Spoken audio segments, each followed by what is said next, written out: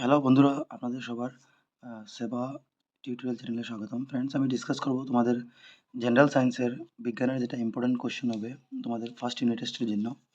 তো কাছাড় ডিস্ট্রিক্টের যে কোনো স্কুলে তুমি এক্সাম দেও কেন, তোমাদের এটা ইম্পর্টেন্ট হবে ডেফিনেটলি 100%। তোমরা দেখতে পারো, ঠিক আছে? বা অন্য ডিস্ট্রিক্টের হলেও তোমরা বেঙ্গলি মিডিয়াম যারা আছো দেখে নিবে।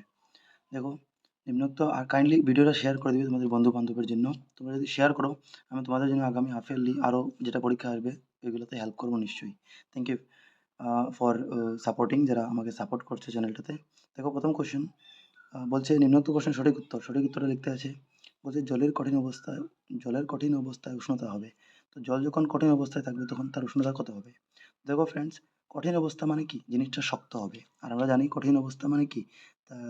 কঠিন কখন হবে? যেমনি বরফ কখন হয়? বরফ কঠিন অবস্থা, তো বরফ কখন হয়? যখন ঠান্ডা বেশি থাকে, এর মানে টেম্পারেচার কম থাকবে। এর মানে টেম্পারেচার 0 বা 0 থেকে কম থাকবে। তো এই অপশনগুলোতে জলটা কঠিন অবস্থায় যাওয়ার জন্য এই আনসারটা কারেক্ট হয়ে যাবে। -4 ডিগ্রি, -4 মানে 0 থেকেও নিচে। তখন কি হয়? এটা ঠান্ডা হয়, ঠান্ডা মানে কঠিন, ঠিক আছে? আর 100 ডিগ্রি মানে কি? 100 ডিগ্রি মানে এটা গ্যাসীয় অবস্থা। কারণ যখন 100 ডিগ্রি উষ্ণতায় কি হয়? জল ফুটা আরম্ভ করে, ঠিক আছে? আর এটা বাষ্প হয়ে যায়, মানে গ্যাসীয় অবস্থা হয়ে যায় 100 ডিগ্রি। আর 25 ডিগ্রি হলে এটা সামান্য অবস্থা, মানে জল যেটা অবস্থা, ঠিক আছে? তরল অবস্থা। এটা হচ্ছে কঠিন অবস্থা, মানে এটা -4 ডিগ্রি হবে। এখন দেখো, নিম্নোক্ত কোনটি টিন্ডাল প্রভাব দর্শায়? টিন্ডাল প্রভাব যেটা, এটা গরুর দুধ বা দুধ যেটা হবে, এটা টিন্ডাল প্রভাব দর্শাবে। তো দুধ হবে অ্যান্সারটা। মিল্ক যেটা, এটা টিন্ডাল প্রভাব দেখায়। টিন্ডাল প্রভাব কি? এটা পড়ে নিবে, কিন্তু এক্সামে ডাইরেক্ট কোয়েশ্চেন আসতে পারে টিন্ডাল প্রভাব কি। এরপর কোষের প্রোটিন সংশ্লেষণ। কোষে কোথায় প্রোটিন সংশ্লেষণ হয়?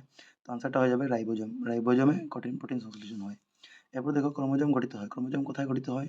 তো এটা হবে ডিএনএ এবং প্রোটিন। ডিএনএ এবং প্রোটিন এই দুইটাতে ক্রোমোজোম গঠিত হয়, ঠিক আছে? এরপরে দেখো, অডোমিটার কিসের জন্য ব্যবহৃত হয়? অডোমিটার কিসের জন্য ব্যবহৃত হয়? তো অডোমিটার দূরত্বের জন্য ব্যবহৃত হয়। এখন প্রথমে আমি তোমাদেরকে এমসিকিউ ডিসকাস করবো, এরপরে 1 মার্কে 2 মার্কে বলে দিব কোনটা তোমরা শিখবে, ঠিক আছে? এমসিকিউ আমি উত্তর বলে দিচ্ছি। এরপর দেখো, 100 ডিগ্রি সেন্টিগ্রেড এ জলের ভৌতিক অবস্থা কি? তো একটু আগে বললাম যে 100 ডিগ্রি মানে কি? এটা গ্যাসীয় অবস্থা হবে, মানে এটা জল ফোটা আরম্ভ করবে, বাষ্পীভবন। তো এটা হবে গ্যাসীয় অবস্থা। 100 ডিগ্রি কি হবে? বেশ গ্যাসীয়। তো অপশন 3 হবে। তরল হবে না। তরল তো ঠান্ডা হবে, ধরে নাও 50 ডিগ্রি, মানে 50 ডিগ্রি, 25 ডিগ্রি, 30 ডিগ্রি এরকম তরল হবে। কিন্তু গ্যাসীয় হবে এটা 100 ডিগ্রি, ঠিক আছে? আর 0 ডিগ্রি বাইরে থেকে কম হলে কঠিন হবে, বা মাইনাসে হলে। এরপর দেখো, নিম্নোক্ত দ্রব্যগুলো কোনটি টিন্ডাল প্রভাব? এটা সেম কোয়েশ্চেনটা ছিল, এটা 2 হবে অ্যান্সার।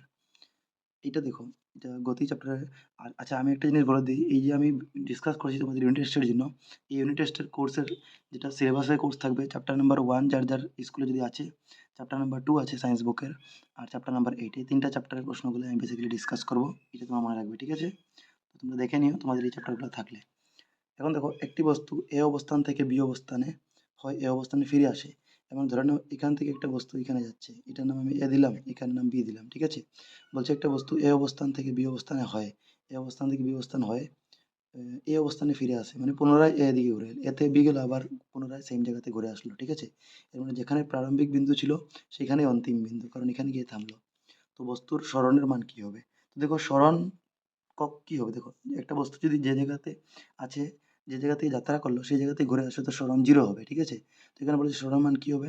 যদি এ এবং বি এর মধ্যবর্তী দূরত্ব 50, এ আর বি থেকে দূরত্ব ডিসটেন্সটা কত? 50 মিটার বলেছে। কিন্তু এখানে সরণ জিজ্ঞেস করেছে, আমি বললাম সরণ যদি একটা বস্তু অন্য জায়গাতে গিয়ে আবার সেই জায়গাতেই ঘুরে আসে, তো সরণ 0 হবে। এবং আনসারটা এখানে 0 হবে, আনসার 0 মিটার, ঠিক আছে? আর যদি এখানে সরণ না বলে, এখানে বলতো যে বস্তুটির দূরত্ব কত, এখানে তো দূরত্ব দিয়ে দিছে। তোমাকে যদি বলতো এই দূরত্ব কত, তখন গেলেও 50, আসলো 50, টোটাল কত? 100 মিটার হতো। কারণ এখানে দূরত্ব 50 মিটার, তো আসা যাওয়াটাকে 100 হবে, যোগ করে দেবে, ঠিক আছে? সরণ বললে 0 হবে যদি সেম জায়গাতে ঘুরে আসে। এখন দেখো, মানবদেহের সবচেয়ে লম্বা আকৃতি কোষের নাম। সবচেয়ে লম্বা কোষ কোনটা হবে? তো দীর্ঘ বা সবচেয়ে লম্বা কোষ যেটা, এটা স্নায়ু কোষ হবে। স্নায়ু কোষ, ঠিক আছে? নার্ভ, যেটা নার্ভ সেল বলে ইংলিশে। কোনো দ্রবণে কোষের আকারে কোনো পরিবর্তন হয় না। কোন দ্রবণে কোষের আকারের কোনো পরিবর্তন হয় না? তো এটা হবে সমাসারী দ্রবণ। এই দ্রবণে কোষের আকারের কোনো পরিবর্তন হবে না, ঠিক আছে? মানে হাইপোটনিক সলিউশনে বলতে পারো, সরি হাইপোটনিক না, এটা আইসোটনিক সলিউশন একে বলতে পারো ইংলিশে। আইসোটনিকে কোষের আকারে কোনো পরিবর্তন হয় না। এরপর দ্রুতির এসআই একক কি? তো এটা হবে মিটার পার সেকেন্ড। দ্রুতির এসআই একক মিটার পার সেকেন্ড, ঠিক আছে? কোষের প্রোটিন সংশ্লেষণ, এটা একটু আগেই পেলে, রাইবোজোমে কোষের প্রোটিন সংশ্লেষণ হয়। এরপর দেখো, প্রকোষ কেন্দ্রীয় কোষে ক্রোমোজোমের সংখ্যা। তো প্রকোষ কেন্দ্রীয় কোষ যেটা আছে, এটাতে ক্রোমোজোম হয় একটা। যদি এখানে প্রকোষ কেন্দ্রীয় না বলে সংকোষ কেন্দ্রীয় বলতো, তো এটা হতো একের অধিক, ঠিক আছে? একের অধিক মানে 2, 3, 4 যেটাই হোক, কিন্তু একের বেশি হবে আর কি। তো মনে রাখবে প্রকোষ্ঠ কেন্দ্রীয় বললে একটা, সংকোচ কেন্দ্রীয় বললে একের অধিক। শুষ্ক বরফ হলো শুকনো বরফ, ঠিক আছে, এটা হবে কঠিন কার্বন ডাইঅক্সাইডকে শুষ্ক বরফ বলে। এরপর নিম্নোক্ত কোন প্রক্রিয়ায় দুটি মিশ্রণীয় তরলকে পৃথক করা যায়? তো দুটা মিশ্রণকে পৃথক করা যায়, এটা হবে পাতন প্রক্রিয়া। পাতন প্রক্রিয়ায় দুটা মিশ্রণকে পৃথক, তরলীয় মিশ্রণ যেটা লিকুইড হতে হবে তখন পৃথক করা যায় পাতন প্রক্রিয়া। চলো আরও কিছু আমি তোমাদেরকে এমসিকিউ দেখিয়ে দিচ্ছি। বর্তমান এই ভিডিওতে আমি খালি এমসিকিউ ডিসকাস করব, ঠিক আছে। আমি এরপরে টাইম পাবো তো এই ভিডিওতে আমি লম্বা ডিসকাস করবো, দেখি কত লম্বা হয় ভিডিওটা, আগে ডিসাইড করবো। এরপর দেখো উষ্ণতার এসআই একক হলো, উষ্ণতার এসআই একক কী হবে? কেলভিন, মনে রাখবে কেলভিন হয় উষ্ণতার এসআই একক। এরপরে 100 ডিগ্রি সেন্টিগ্রেড উষ্ণতায় জলের ভৌতিক অবস্থা কী হবে? তো 100 ডিগ্রি সেন্টিগ্রেড এটা গ্যাসীয় হবে, ঠিক আছে, গ্যাসীয় হবে। এটা রিপিট হচ্ছে কোশ্চেনটা। বাতাস যে পরিমাণ জলীয় বাষ্প থাকে, বাতাসে যে পরিমাণ জলীয় বাষ্প থাকে তাকে ড্যাশ বলে, তাকে আর্দ্রতা বলে। এটা ডাইরেক্ট 1 মার্কের প্রশ্ন আসতে পারে, আর্দ্রতা কি? তোমরা এই লাইনটা লিখে দেবে যে বাতাসে যে পরিমাণ জলীয় বাষ্প থাকে তাকে আর্দ্রতা বলে, ঠিক আছে। এরপর দেখো নিচের কোনটি ভৌতিক পরিবর্তন, ঠিক আছে, ইংলিশেও দেওয়া আছে এটা, তো যারা ইংলিশ মিডিয়াম তারা এটা দেখতে পারো। তো ভৌতিক পরিবর্তন কোনটা হবে? দেখো ভৌতিক পরিবর্তন এই এটা লোহায় মরিচা ধরো, এটা রাসায়নিক পরিবর্তন, এটা হবে না। কাঠের ধন, এটা রাসায়নিক পরিবর্তন, এটা হবে না। খাদ্যের রন্ধন, এটা রাসায়নিক পরিবর্তন হবে না। তো বরফ গলা, এটা ভৌতিক পরিবর্তন, ভৌতিক হবে মেল্টিং অফ আইস বা বরফ গলা। এরপরে who discovered nucleus in a cell, nucleus কে আবিষ্কার করেন? কোষের অভ্যন্তরে থাকা নিউক্লিয়াস, এটা হবে রবার্ট ব্রাউন, ঠিক আছে। রবার্ট ব্রাউন নিউক্লিয়াস আবিষ্কার করেন, মনে রাখবে, ঠিক আছে। আর কোষকে আবিষ্কার করেন, তো এটা হয় রবার্ট হুক। এখানে অভ্যন্তর নিউক্লিয়াস বলেছে তো রবার্ট ব্রাউন। এবারে কোষের কোন জায়গায় প্রোটিন সংশ্লেষণ হয়? এটা পেয়েছি বারবার, এটা রাইবোজোম হবে, ঠিক আছে, রাইবোজোম, অপশন ডি। প্রোটিন সংশ্লেষণ করলেই রাইবোজোম। এরপরে প্রোক্যারিওটিক সেল বা প্রকোষ কেন্দ্রীয় কোষে থাকে ক্রোমোজোম, এটা আমরা একটু আগে পেলাম একটা, ঠিক আছে। আর যদি প্রকোষ কেন্দ্রে না বলে সংকোষ কেন্দ্রে বলতো তো এটা হতো একটা থেকে বেশি, এটা মনে রাখবে। বর্তমান আনসারটা একটা হবে, ঠিক আছে, কারণ প্রকোষ কেন্দ্রীয় কোষ। এরপর দেখো এইগুলো তোমাদের সিলেবাস মানে ইউনিট টেস্টের সিলেবাসে নেই, তো আমি এগুলো ডিসকাস করবো না, ঠিক আছে। এগুলো আমরা হাফেলি সিলেবাসে পাবো, তখন ডিসকাস করবো। এরপর দেখো আরও এখানে কী কোশ্চেন করে যায়, হ্যাঁ, ইউনিট টেস্টের জন্য তোমরা এটা দেখে নেবে যে বেগের পরিবর্তনের হারকে কী বলে? তো বেগের পরিবর্তনের হারকে ত্বরণ বলে, অ্যাক্সেলারেশন। এখানে ডাইরেক্ট আসতে পারে ত্বরণ কাকে বলে? তো বেগের পরিবর্তনের হারকে ত্বরণ বলে, ঠিক আছে, মনে রাখবে। এরপর দেখো ত্বরণের এসআই একক কি? মিটার পার সেকেন্ড স্কোয়ার, এটাও বলে দিচ্ছি। ত্বরণের এসআই একক কি? তো এরকম এমএস দিয়ে উপরে -2 মিটার পার সেকেন্ড স্কোয়ার, ঠিক আছে, ত্বরণের এসআই একক। এরপর দেখো অডোমিটার দ্বারা কি মাপা হয়? অডোমিটার দ্বারা কি মাপা হয়? তো অডোমিটার দ্বারা দূরত্ব মাপা হয়, অপশন নম্বর বিটা কারেক্ট হবে, মনে রাখবে, দূরত্ব মাপা হয় অডোমিটার দ্বারা। এরপর বলছে নিচের কোনটি গতির সমীকরণ নয়? গতির টোটাল 3টা সমীকরণ আছে, এটা চ্যাপ্টার নাম্বার 8 আছে, যেটা তোমার ইউনিট টেস্টের সিলেবাসে আছে। তো বলছে কোনটা আমার গতির সমীকরণ নয়? তো এটা হবে এইটা, এফ ইকুয়াল টু এম, এটা গতির সমীকরণ না। এটা চ্যাপ্টার নাম্বার 9 বা 10 এ পাবে। বাকি এই তিনটা v equal to u plus a t গতির সমীকরণ, s equal to u t plus half a t square, এটাও সমীকরণ গতির। আর v square equal to u square plus 2 s, এটা গতির সমীকরণ। তো হবে না এইটা, অ্যান্সার হবে এইটা, ঠিক আছে। এরপর এসআই পদ্ধতিতে ত্বরণের একক, তো একটু আগে বললাম মিটার পার সেকেন্ড স্কয়ার, ঠিক আছে। এরকম পার দিতে পারো বা মিটার এম এস দিয়ে যেটা বললাম -2 এরকমও দেওয়া যায়, ঠিক আছে। এরপরে দেখো সুষম বেগে গতি করে বস্তুর ত্বরণের মান। তো যদি সমান বেগে সুষম বেগে যদি একটা গতি মানে সমান বেগে যদি গতি করে কোনো বস্তু, ত্বরণের মান হবে 0, আনসার হবে 0, ঠিক আছে। এটা 0 হবে, এটা পজিটিভ, এটা হবে না, ভুল দিয়েছে, ঠিক আছে। তো এটা তোমরা দেখে নিবে, বাকিগুলো তোমাদের এইখানে সিলেবাসে নেই। আরও দেখো হ্যাঁ, আরও কিছু কোয়েশ্চেন দেখো। বলছে উষ্ণতার এসআই একক হলো, উষ্ণতার এসআই একক কি? তোমার রাখবে কেলভিন, উষ্ণতার এসআই একক কেলভিন হয়। এরপরে দেখো এখানে বলেছে বায়ু, লোহা, মধু, জল, তুলা, এই 5টা পদার্থ দিয়েছে। বলছে উপরোক্ত পদার্থগুলোকে তাদের ঘনত্বের ঊর্ধ্বক্রমে, মানে যে যত ঘন তার ঊর্ধ্বক্রম, ঊর্ধ্বক্রম মানে কি? ছোট থেকে বড় হিসাবে সাজাবে, মানে যে যত কম ঊর্ধ্বক্রম সেটা প্রথম রাখবো, আর যেটা বেশি বাড়তে থাকবে এটা এরকম বাড়াতে থাকবো, লাস্টে সবচেয়ে বেশিটা। এখানে একটা টেকনিক আছে এটা বুঝার, যে কোনটার ঘনত্ব ঊর্ধ্বক্রম যখন সাজাবে মানে কম থেকে বেশি। তো প্রথম যেটা হবে এদিকে বাম দিকে সবচেয়ে কম হবে, আর এদিকে যেটা সবচেয়ে বেশি। তো তুমি কম বা বেশিটা বেছে নাও, তো দেখবে কম যেটা, সবচেয়ে কম হচ্ছে এই যে এই বায়ু, ইংলিশ না তুমি বাংলাটা দেখো, বায়ুর ঘনত্ব সবচেয়ে কম। এই যে 5টা দেওয়া আছে এখানে পদার্থ বায়ু, লোহা, এটা থেকে বায়ুর ঘনত্ব সবচেয়ে কম হবে। আর লোহা সবচেয়ে ভারী, এই যে মধু, জল, তুলা, এগুলো থেকে সবচেয়ে ভারী কি? লোহা। তো লোহাটা বেশি হবে, তো এটা লাস্টে হবে। আর বায়ু সবচেয়ে কম, তো ফার্স্টে হবে। তো কোন অপশনে প্রথম বায়ু আর লাস্টে লোহা আছে? তো অপশন নম্বর বি, মানে অপশন বি কারেক্ট হবে, ঠিক আছে। ঊর্ধ্বক্রম মানে কি? ছোটোর থেকে মানে হালকার থেকে ভারীটা। আর যদি এটা উল্টা বলতো অধক্রম, এর মানে ভারীর থেকে হালকা, তখন কিন্তু উল্টাটা হতো, তখন কিন্তু লোহা প্রথম হতো আর বায়ু পরে হতো। তো এটা খেয়াল রাখবে এক্সামে, যে ঊর্ধ্বক্রম বললে কম থেকে বেশি, অধ বললে বেশি থেকে কম। তো এখানে ঊর্ধ্ব বলেছে মানে কম থেকে বেশি, তো বায়ুটা প্রথম হবে, লোহাটা লাস্টে, তো এটা হয়ে যাবে অ্যান্সার, ঠিক আছে। এরপর দেখো বলছে নিচের কোন উক্তিটি কঠিন পদার্থের ক্ষেত্রে সঠিক, কঠিন পদার্থের কোনটা সঠিক। তো এখানে 4টে আলাদা আলাদা উত্তর দিয়েছে, এরপর অপশন তোমাকে এখানে 2টা 3টা করে অপশন দিয়েছে, যেগুলো জেনারেলি হাফ ইয়ারলি কোশ্চেনে করে, ঠিক আছে। তবু আমরা ইউনিট টেস্টের জন্য দেখে নিই, যদি বাই চান্স তোমাদের ডিস্ট্রিক্টে কঠিন একটু কোশ্চেন বনা যায় তোমাদের স্কুলে। দেখো বলেছে উক্তিটা দেখতে, প্রথমটা বলছে কঠিন পদার্থের কণাগুলোর মধ্যে আকর্ষণীয় বল খুবই দুর্বল। তো এটা আমাকে প্রশ্ন করেছিল নিচের কোন উক্তিটি কঠিন পদার্থের ক্ষেত্রে সঠিক বলেছিল, সঠিক। তো এটা সঠিক হবে না, এটা ভুল আছে। কারণ কঠিন পদার্থগুলোর আকর্ষণীয় বল খুবই দুর্বল হবে না, খুবই শক্ত হবে, তো কারেক্ট হবে। এটা দুর্বল ভুল হবে, ঠিক আছে, শক্ত বললে শুদ্ধ হতো। এরপর বলছে কঠিন পদার্থের নির্দিষ্ট আকার আয়তন আছে, এটা শুদ্ধ আছে। এরপরে কঠিন পদার্থের সংকোচনশীলতা খুবই নগণ্য, সংকোচনশীলতা খুবই নগণ্য, এটা শুদ্ধ। এটা তোমাদের আরেক কাজে আসবে প্রশ্নটা, ডাইরেক্ট প্রশ্ন আসতে পারে যে কঠিন পদার্থের ধর্মগুলি লিখো, তখন তোমরা এগুলো লিখে দিবে যে কঠিন পদার্থের নির্দিষ্ট আকার আয়তন আছে, কঠিন পদার্থের সংকোচন খুবই নগণ্য, এটা লিখে দিবে, ঠিক আছে। এরপর দেখো এখানে 4 নম্বর, কঠিন পদার্থের কণাগুলো একে অপর থেকে অনেক দূরে অবস্থিত, এটাও ভুল। কঠিন পদার্থগুলো একে একের কাছে লেগে থাকে, এটা হবে, দূরে অবস্থিত হবে না।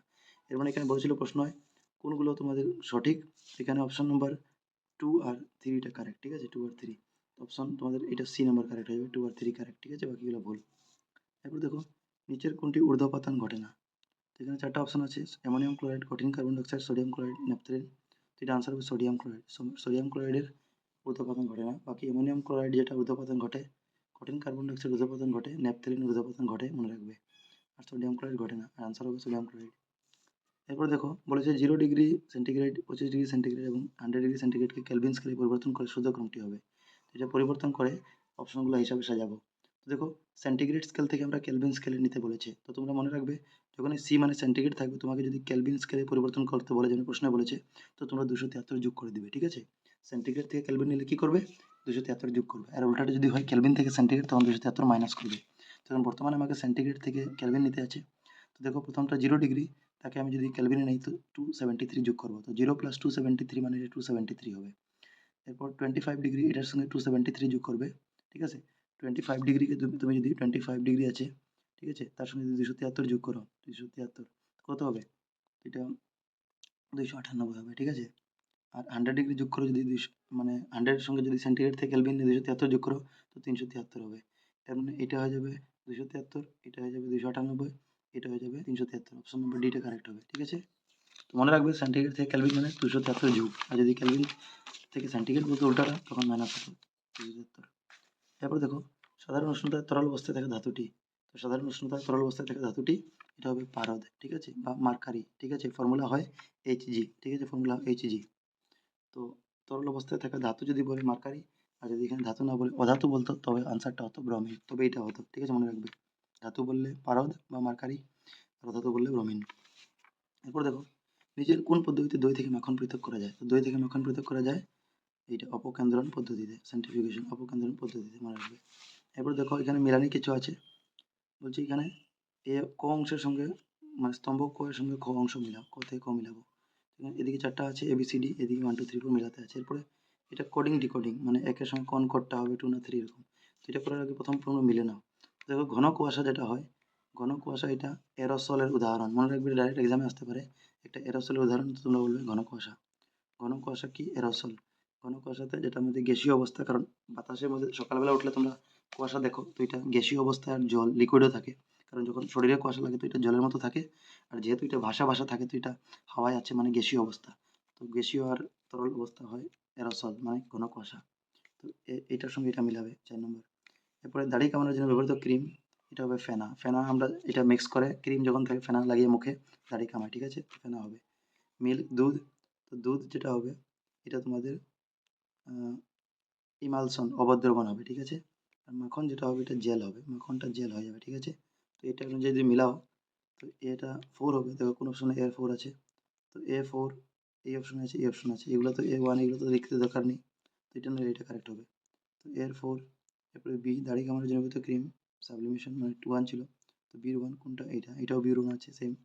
সি দেখো, সি মিল্ক আছে, অবদ্রবণ মানে 2, সির সঙ্গে 2 হচ্ছে, হ্যাঁ এটা আছে, অপশন নম্বর এটা কারেক্ট হবে, ঠিক আছে। এরপর দেখো বলছে নিচের কোনটা একটি রাসায়নিক প্রক্রিয়া, রাসায়নিক প্রক্রিয়া কোনটা, জলের হিমায়ন না, এটা ভৌতিক প্রক্রিয়া। গাছ কাটা এটা ভৌতিক, এটা হবে না। লৌহচূর্ণ বালি মিশ্রণ এটা ভৌতিক, তো লোহায় মরিচা ধরা এটা রাসায়নিক প্রক্রিয়া হবে, ঠিক আছে, রাসায়নিক বিক্রিয়া। এরপর একটা ছবি দিয়ে বলছে নিচের কোন মিশ্রণটি উপরে দেখানো যন্ত্রপাতি দ্বারা পৃথক করা, এটা চ্যাপ্টার নাম্বার 2 আছে সায়েন্স বুকের, তোমরা বুকে দেখবে পিকচারটা কার আছে। এটা আমিও শিওর নাই, তবু এটা আমার যতটুকু মনে হয় এটা তোমাদের, ঠিক আছে, আনসারটা এটাই হবে, সি নাম্বারটা, লবণ এবং অ্যামোনিয়াম ক্লোরাইডের দ্রবণ। আমি জানি না, এটা শিওর না, এটা নাহলে এটাও হতে পারে যে কেরোসিন এবং মানে অ্যাসিটেন এবং জলের দ্রবণ হতে পারে। তোমরা একটু পিকচারটা দেখে বইয়ে দেখবে এইটা লবণ এবং অ্যালুমিনিয়াম ক্লোরাইড না, অ্যাসিটেন এবং জল। এরপর দেখো উদ্ভিদে কোষপ্রাচীর তৈরি হয়, তো উদ্ভিদের কোষপ্রাচীর সেলুলোজ দিয়ে নির্মিত, উদ্ভিদের কোষপ্রাচীর সেলুলোজ দিয়ে নির্মিত। এরপর দেখো এখানে দুইটা স্টেটমেন্ট দিয়েছে, কথা বলেছে, এটা বলে শুদ্ধ অশুদ্ধ বলেছে, ঠিক আছে। তো দেখো প্রথমটা বলেছে মাইটোকন্ড্রিয়া কোষের শক্তিকর বলা হয়, এটা শুদ্ধ, আমরা জানি মাইটোকন্ড্রিয়া কোষের শক্তিকর বলা হয়। এটা 2 মার্কের প্রশ্ন আছে, এটাও শিখে নিবে যে মাইটোকন্ড্রিয়া কেন কোষের শক্তিকর বলা হয়, এটাও শিখে নিবে তোমরা কিন্তু। এবার সেকেন্ডটা দিয়েছে, দেখো এটা রোমান 2 দিয়েছে, প্রথম ইংলিশ বলেছে সাইডে, বাংলাটা তোমরা বাংলা মিডিয়াম তো বাংলা দেখবো। রাইবোজোমকে কোষের আত্মহননকারী থলি বলা হয়, এটা ভুল, কারণ আত্মহননকারী থলি রাইবোজোম না, লাইসোজোমকে বলা হয়, তো এটা ভুল আছে। তো 1 নম্বরটা শুদ্ধ, 2 নম্বরটা ভুল। যে আনসার হবে সি, মানে 1 এবং সি না, এটা হবে এ নম্বরটা, যে 1 শুদ্ধ এবং 2 অশুদ্ধ, ঠিক আছে, এটা হবে এ নম্বরটা কারেক্ট। এরপর দেখো বলছে একটি ডিমকে লঘু হাইড্রোক্লোরিক অ্যাসিডে ডুবিয়ে ঘষেরা গলিয়ে নেওয়া হলো এবং ডিমের উপরিভাগে শুধু পাতলা পদার্থই থাকলো। তারপর ডিমটিকে 5 মিনিট লবণ জলে ডুবিয়ে রাখার পর ডিম থেকে জল বেরোতে শুরু করলো। ডিমটা কুঁচকে গেল, এই ঘটনাটি কিসের উদাহরণ? এটা হবে অবিস্রবণ, এটা হবে অপশন নাম্বার সি, অবিস্রবণ উদাহরণ, কুঁচকে গেলে, ঠিক আছে। এরপর কোষকে আবিষ্কার করেন তো রবার্ট হুক, ঠিক আছে। ঠিক আছে, আর নিউক্লিয়াস কি ছিল? নিউক্লিয়াস ছিল রবার্ট ব্রাউন, এখানে কোষ বলেছে তো রবার্ট হুক 1665 সালে আবিষ্কার করেন, মনে রাখবে। এরপর দেখো নেক্সট বলছে প্লাজমা পর্দা একটি নির্বাচনাত্মক ভেদ্য পর্দা, এটা বিবৃতি এ, তারপরে কারণ আর, মানে এ আর বি এটা শুদ্ধ অশুদ্ধ দেখবে, এরপর নিচে লিখবে। তো প্লাজমা পর্দা একটা নির্বাচনাত্মক ভেদ্য পদার্থ, এটা ঠিকই আছে।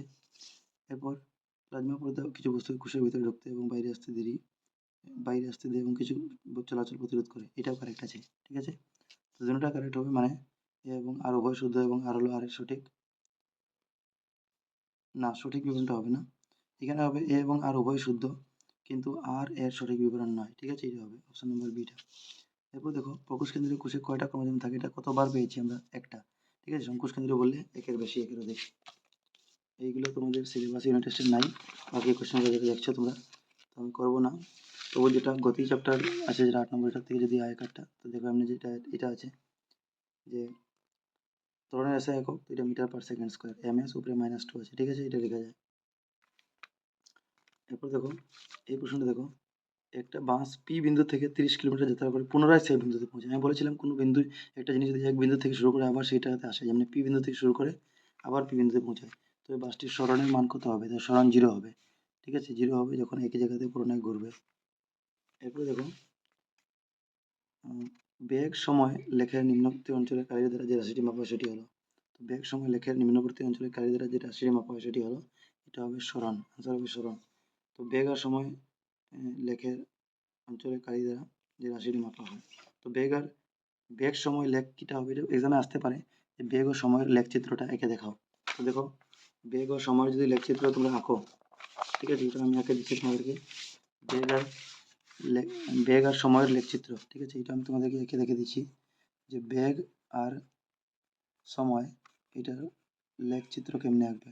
এটা আঁকার জন্য এরকম করে দিবে, এটা তোমাকে বেগ বলবে ভি, ভি মানে বেগ, আর সময় মানে টি, ভিটি গ্রাফ বলে ইংলিশে, ইংলিশে কি বলে? ভিটি গ্রাফ বা ভিটি লেখচিত্র। যদি ভি মানে বেগ, ঠিক আছে, বাংলায় লিখতে পারো তুমি ভি, আর যদি টি মানে সময়, ঠিক আছে, এটা হবে এরকম হবে গ্রাফটা, ঠিক আছে। তো যেটা ভিটি গ্রাফ হয় এটা এই জায়গাতে হয়, এর জন্য এটা আনসার আমাদের কি হবে দেখো,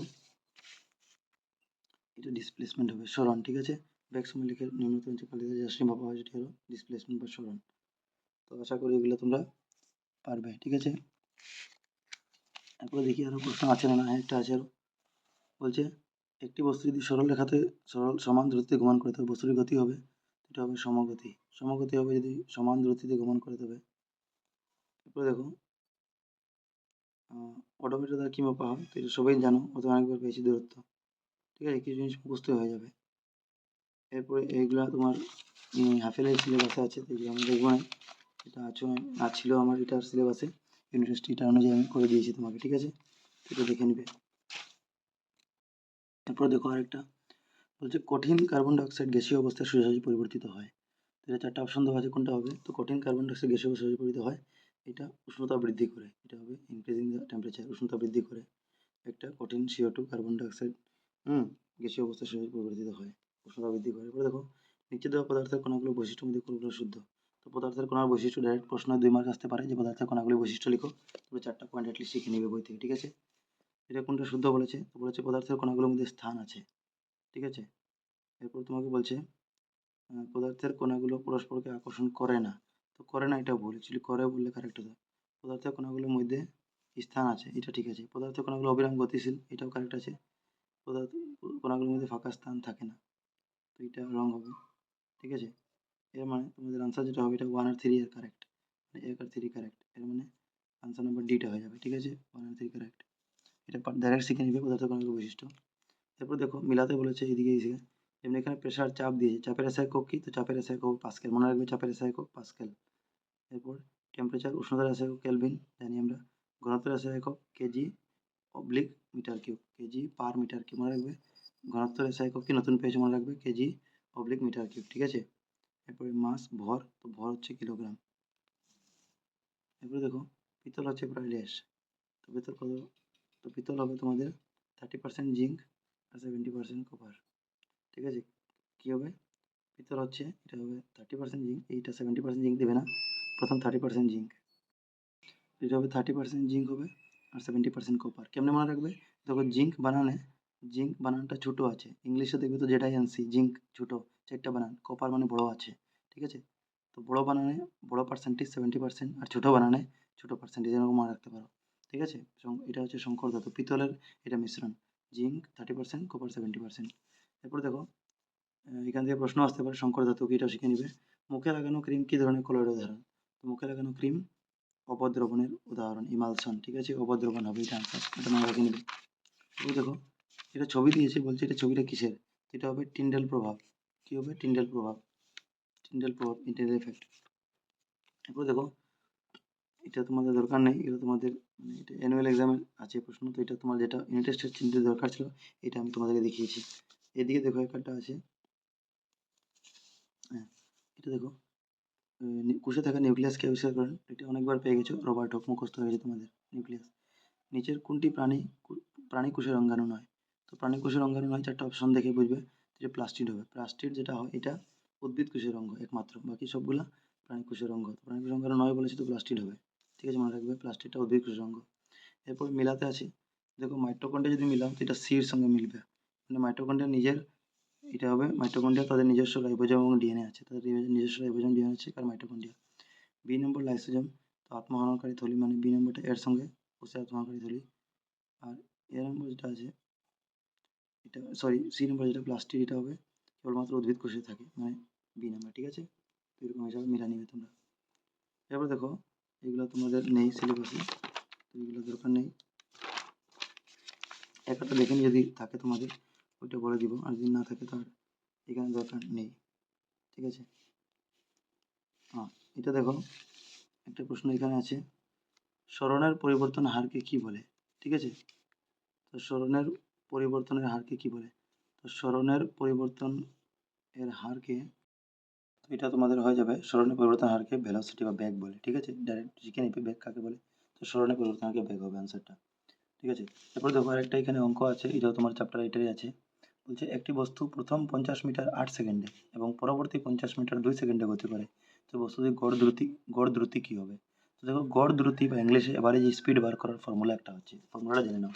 তো এটা আমি লিখে রেখেছি তোমাদের জন্য, গড় দ্রুতি যেটা ইংলিশে এস দিয়ে বলে, মানে ফর্মুলাটা ইংলিশে এরকম লিখে S=d/t, এর মানে গড় দ্রুতি, এস মানে গড় দ্রুতি আমি লিখে দিয়েছি বাংলায়, আর ডি মানে ডিস্টেন্স মানে দূরত্ব বাংলায়, আর টি মানে টাইম মানে সময়।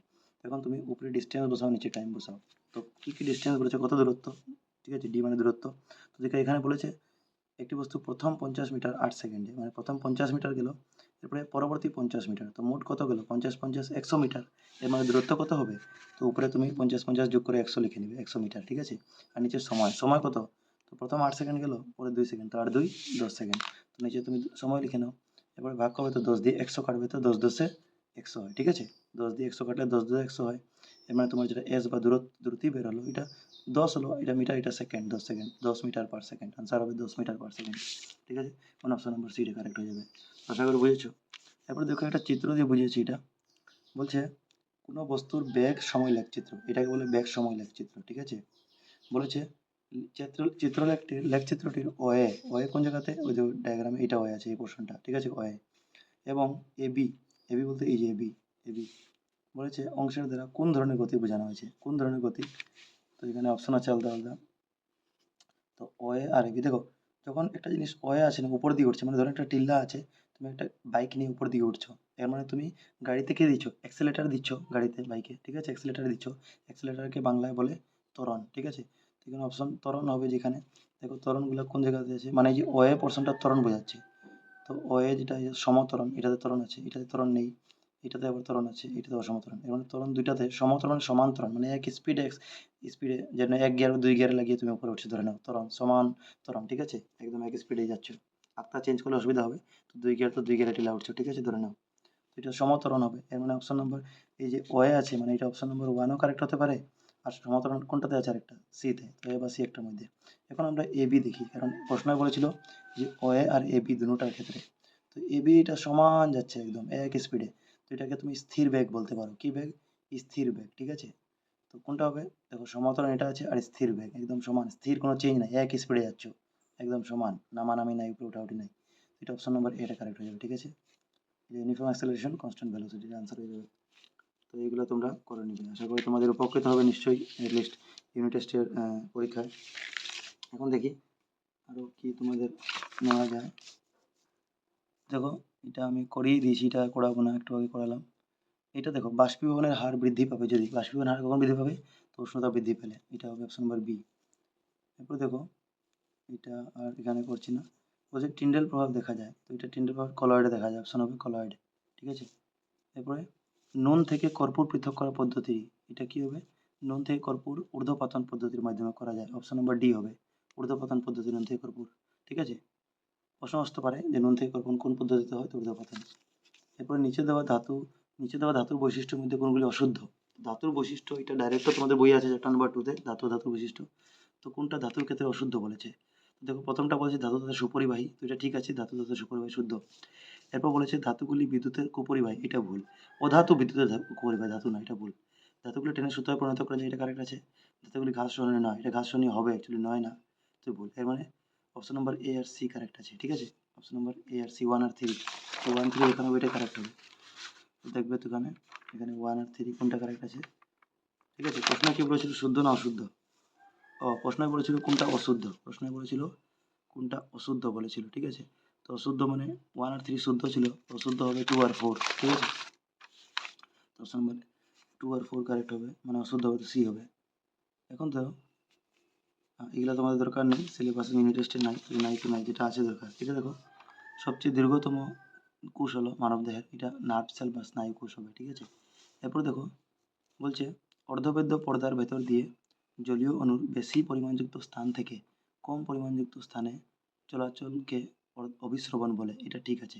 এখান থেকে একটা প্রশ্ন বলে যে অভিস্রবণ কি বা অসমোসিস কি, এটা শিখে নিবে, এক মার্কে ডাইরেক্ট আসে, এই লাইনটা এটাই বললে হবে যে অর্ধবেদ্য পর্দার ভেতর দিয়ে জলীয় অণুর বেশি পরিমাণযুক্ত স্থান থেকে কম পরিমাণযুক্ত স্থানে চলাচলকে অভিস্রবণ বলে।